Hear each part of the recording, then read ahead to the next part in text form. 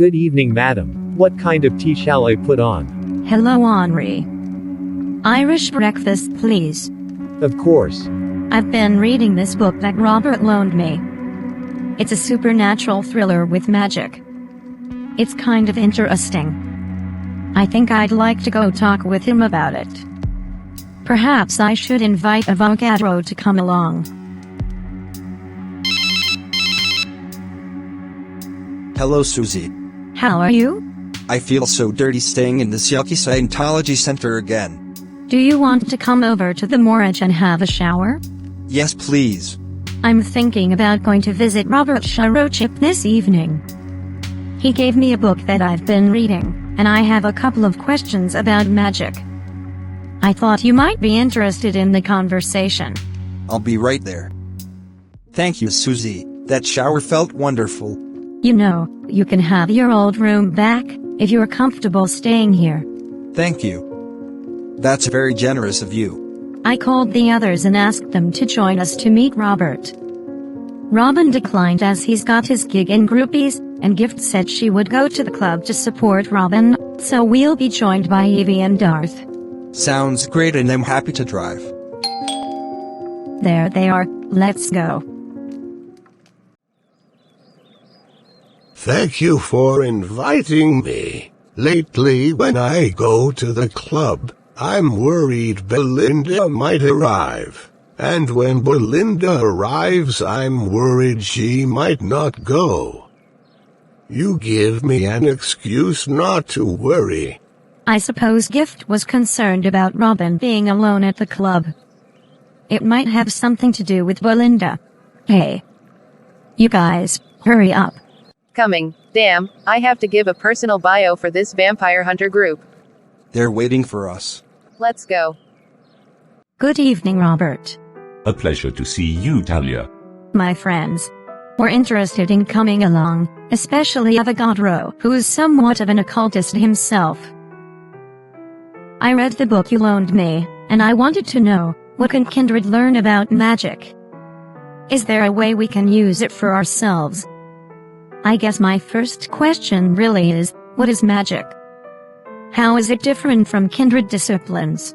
You have to look at the mechanism behind it. The mechanism is completely different, even if the outcome is the same. I mean no disrespect in saying this, but you're not alive. The life force that you have in you is from the blood of other people. We constantly need vitae to keep us functioning. You are a magical creature and blood is your fuel. Magicians, we have a spirit and our desire starts in our mind and flows through our blood. We use our mind to manipulate things. There are necromancers that raise dead spirits, and they use spiritual magic that has a lot to do with feelings and raising emotional power to cause effects. Real human magicians use the innate spiritual life force within them to affect things. Vampires, you can call what they do magic, but it's using external things, like other people's blood, to cause magical effects. It is rare, but some vampires have disciplines which work like magic. Somehow they're able to amplify the life force they drink. There are the thinbloods. Have you heard of them? We have, though I never knowingly met one. Thinbloods are a late generation. They're almost human. They can eat, they can have sex, they can even reproduce sometimes, but they can't make a vampire. Thinbloods can use magic, because they are sort of alive in between vampire and human. They can become pretty adept at magic. So you see, we use the same term of magic for the end results, but the mechanism is different. A vampire has to use a lot of external things to give them power, including blood. My magic comes from within me, that's why when I die, all my magical items that I made will cease to work. Like the Cloak of Shadows, and the Vial of Life. Can you remind me how the vial of life works again? A mortal drinks the contents of the vial just before dawn, and the vampire drains them completely as the sun rises. The vampire is human during daylight, while the mortal assumes all traits of that vampire. Due to the lack of blood, the mortal turned vampire will frenzy. It's best to keep him confined so he doesn't go into the sun. It's probably a good idea to feed him a little bit, So when they switch back, the vampire doesn't frenzy. At sundown, the vampire qualities return to the vampire and the mortal returns to life. The mortal's blood will be full, and the vampire will be as hungry as the human was when he was a vampire. If one of them is destroyed during the day, they both perish. Frequently, the vampire will drain the human when they revert back. But you can avoid it by not frenzying. I don't understand why anyone would want to go through all that. It seems like a lot of work. Definitely not worth it to me. Well, I'm not sure when I would like to try this, though I have several ideas. I think you will ultimately do this, Suzie, and I would like to be there. But there's also these vampire militias that meet during the day. It could be a way to infiltrate them during one of their daytime meetings. So Robert, there were a bunch of spells in the book. When you make a spell, do you have to mix up some potions and stuff ahead of time, or do you make a spell by the words you recite? A spell in the hands of an adept magician, it's all of the above. The intention begins in the mind and moves outward. The tools and magical items are usually kept in a safe place after they've been enchanted. So items can be used in making spells, but some things don't require anything other than the magician's will. That's similar to your disciplines. That's something to think about. Are there things we could learn from you that might help us in a future battle? I won't pretend to know what you need, so if you come up with something that you need, I'll see what I can do to accommodate you. This book was a bit of a romance novel.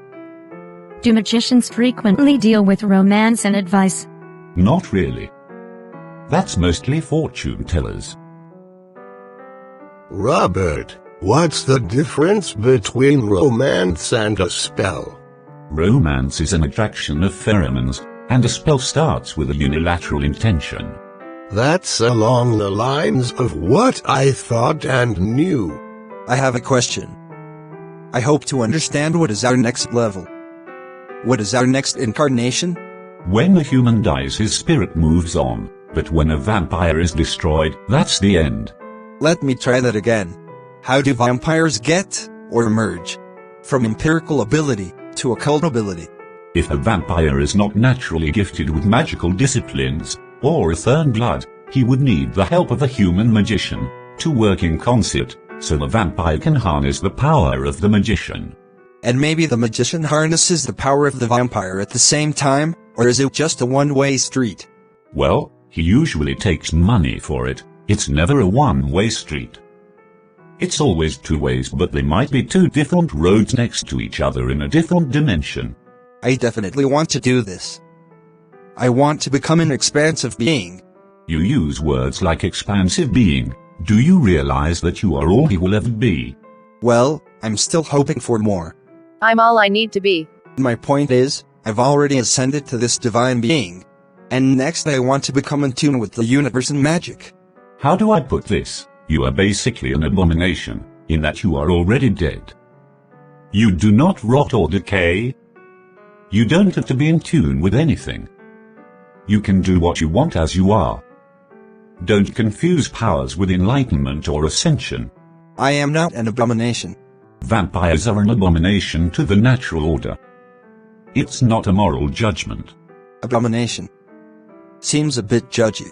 Well, yes, it does. But so does monstrosity. I didn't intend any malice with it. There's a lot of Judeo-Christian remnants in our language. Okay, just tell me what to do next. Consider what you want to do first. Then we can have a talk, and I'll see what I can do to help you. I'd like a hot shower and a lot of stuff after that talk, but yes. Robert, I'm going to give you a little different perspective. Being relieved of the burden of self-improvement feels like nirvana. Thank you. I've never done what I should before in my human life, or in this one. You made my night. Avogadro, you have a lot of wonder and something miraculous and special about you, that you are still here as a vampire. Ironically, Most vampires live shorter lives than if they were never turned. I've been a vampire for 253 years. The ones that feel self-actualized by becoming a dead immortal vampire, they are the ones who rush headlong into destruction at the thought of invincibility. I have seen vampires live for decades or centuries longer by being more afraid of immortality, more dissatisfied with immortality, more lonely with immortality. Well, that's just what I've seen. And I've been here a while to see it, but I think. Why am I here? I'm not that tough, or that brave, or a great fighter at all. I'm here because I need more. I need to see more. I need to do more. I want to recover security and break with an emotional legacy. That sounds like a problem for your analyst. I've had plenty of those. Did you meet Freud? Briefly.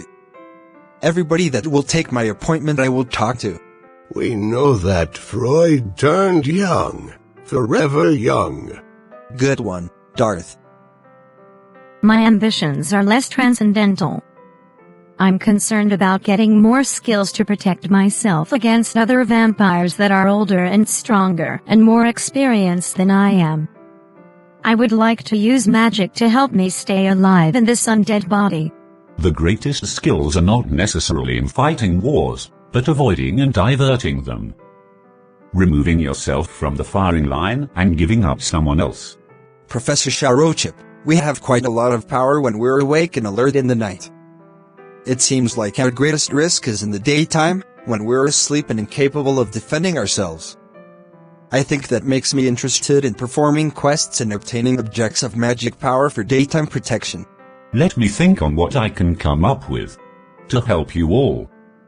You know that I used to capture vampires, and I was a danger. Let me think on the best way to effect protection against some sort of invasion during the day. Thank you, Robert.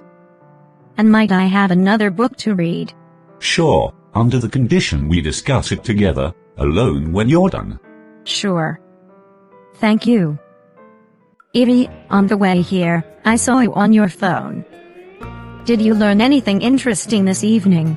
Nothing interesting so far. Belinda wrote Mercy to say that she's found nocturnal people interested in the ministry. Mercy hasn't responded yet. The vampire hunters are still being lame-os. I only have access to the lounge area for hunter newcomers. I need to submit a full bio to get deeper access. That shouldn't be a problem for you. Avogadro is staying at the Mooreage. Your room is waiting for you, whenever you want to stay there. Thanks, Suzie. Hopefully we'll uncover the connection, if there is any, between the Rosicrucians, the Setites, Robert Sharrowchip, and Belinda. I'm working on it. Yes. No one here seems to know anything about Setites, except for the Rosicrucians. I prefer dealing with Robert than the Rosicrucians. So I guess I'll go home and read this new book Robert gave me, and discuss it with him later. Good night, Suzie.